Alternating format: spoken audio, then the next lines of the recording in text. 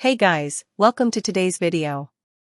Today we've got a sovereign citizen video that I honestly forgot I had lined up to finish. I was just waiting for the court case to wrap up, and wow, the ending turned out even better than I expected. Not because anything extraordinary happened, but because of how the judge responds to the sovereign citizen's answers and discovery questions. We are on the record calling 21170-598. Midland Credit Management versus Kevin Hurst. Date and time for pretrial. Your appearances. Good morning, Your Honor. May it please the court, Suzanne Strickarts, P44018, on behalf of the plaintiff. And your name, sir? Kevin Hurst. Okay, where are we on this file, people? Your Honor, we had a pretrial. You opened up a written discovery. We did send discovery out. We did receive it back, apparently unopened, indicating there was a written on the envelope itself. It had written, I'm reading here, I do not accept your offer to contract, all rights reserved, UCC 1-308, signed, and then it was a return to sender, Judge. All right, So Mr. we attempted to do discovery anyways. Mr. Hurst, did you refuse to accept the mail? Did I refuse to accept the mail? Yes. Sir, you can't do that. I can refuse to accept any mail that comes to me. And what does freeze even mean? Are you having some kind of episode or something? Because you'd have to be seriously confused to think that writing with a highlighter on the outside of your discovery packet, saying you don't accept it, is going to get you out of the legal mess you put yourself in. This is what we're going to do. One of the things she sent you were requests for admissions.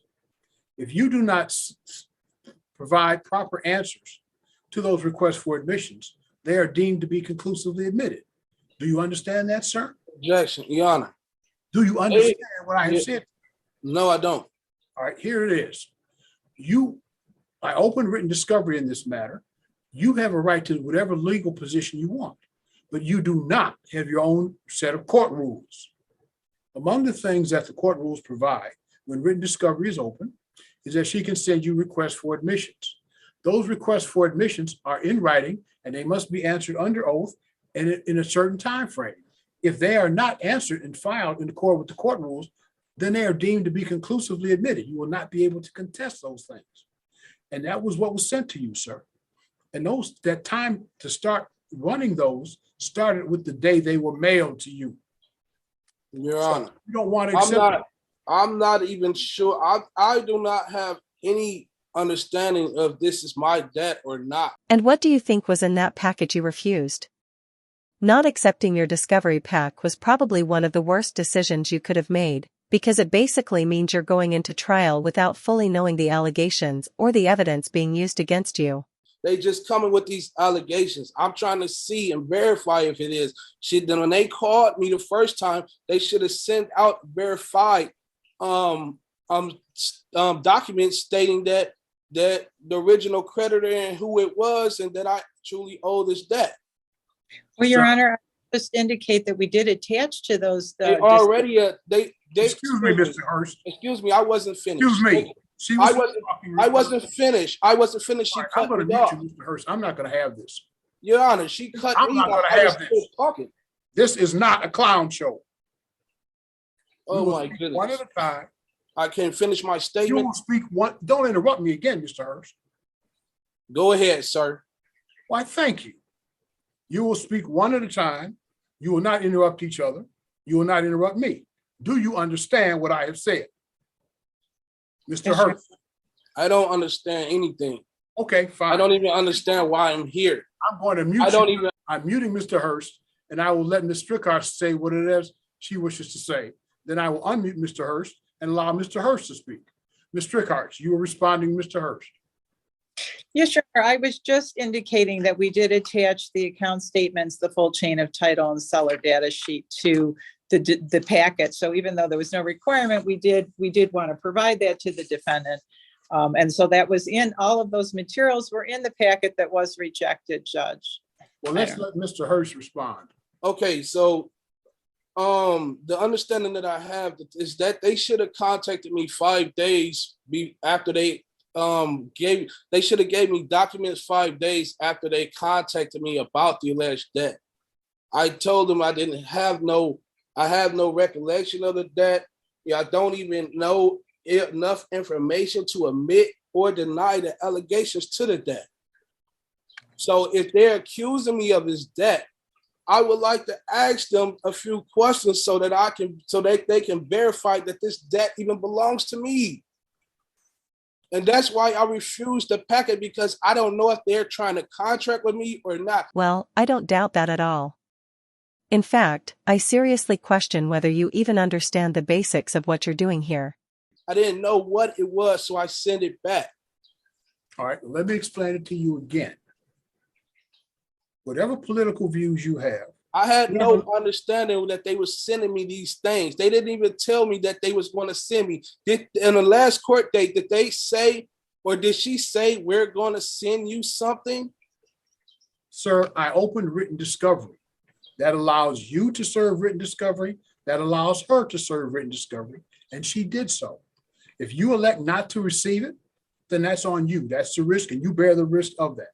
But I would urge you, and let me tell you, as I told you at the beginning, you have an absolute constitutional right to represent yourself, but what you do not have is a right to your own set of court rules. You may not be frustrating the court rules, sir, by refusing to accept mail. If that's the choice you make, then that's the choice you make, and you will have to live with the consequences of that. I would urge you, sir, perhaps you might want to get counsel, because I don't think you understand the process, and I'm not at all sure you understand the consequences of the choices that you are making. However, as I indicated, you have an absolute constitutional right to represent yourself. I would urge you to get counsel. So I'm going to give you another date. And sir, she is going to do what she does to represent her client, and you're going to do what you do. And if the court rules cut against you, then so be it. Trust me when I say this, sovereign citizens tend to be financial black holes, and no one thinking clearly about money would want to enter into a contract with you. I got a question. They are claiming that this debt belonged to me. Would they have to produce all the proof and verify that this debt belongs to me? The plaintiff has the burden of proof, Mr. Hurst. That's right. So she have to produce the proof that this debt belongs to me, right? She has the burden of proof. Okay. Thank you. All right. Judge, I'm sorry, Ms. Rickards? Your Honor, would it be possible for us to receive a motion date for, say, mid-July? Let's give him one more opportunity. Oh, you want me to resend the packet, Judge?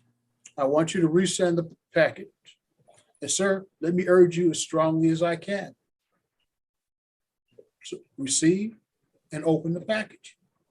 Because if you do not, the request for admissions will be deemed to be conclusively admitted. The lawsuit, as a practical matter, will be over. Do you understand what I have said to you? Yeah, I understand. I got a question. Should they have sent me something before they send me this package since the last court date? Sir, to verify that? Sir, they're not required. If you think you need some information, you have the right to seek discovery too. But you can't tell them how to litigate their case. Okay, so she's going to send me a packet and I'm going to send her back a packet as well, right? No, you're going to do what you choose to do. She's going to send you again those requests for admissions. Well, you said that we had this conversation before, didn't we? Sorry. We had this conversation before. Go ahead. As a courtesy to you, she's going to send you the request for admissions one more time. You will either accept the package or you will not. You will answer and serve the request for admissions in accordance with the Michigan court rules, or you will not. And then if you do not, then those things will be deemed to be conclusively admitted. If you choose to send written request for discovery, you have a right to do that too. You can send written interrogatories, request for production of documents, and request for admissions. Same as her. Sounds like a fair deal to me. If you want to mess up your own life, go right ahead, no one's going to stop you. And especially not Judge Robinson, who's probably going to have a genuine laugh at your expense by the end of this video. All right, we are on the record. This is 21-170-598. Midland Credit Management versus Kevin Hurst. Date and time for pretrial. Your appearance. Good morning, Your Honor. May it please the court, Suzanne Strickhartz, P44018, on behalf of the plaintiff. And what is your name, sir? Kevin Hurst. Okay. All right. I do hereby reserve all of my rights, waiving none, not to be compelled to perform under any contract or commercial agreement that I did not enter knowingly, voluntarily, or intentionally. I do not accept the liability of any compelled benefit or unrevealed contract or commercial agreement without prejudice. Well, it's similar to hers but not exactly the same, since he hasn't spent the 8+ years in law school that would help him defend his own case. Now that's the end of the first appearance, he finally accepted the packet. So, let's move on to the second appearance. Is there anything else you want to say, Mr. Hurst? That's it. All right. All right, where are we on this file? Judge, discovery's been completed. Motion for summary has been filed. We are looking for the court to assign a date. Okay. Let's get you guys a date. Mr. Hurst, do you have the motion for summary disposition filed on behalf of the plaintiff?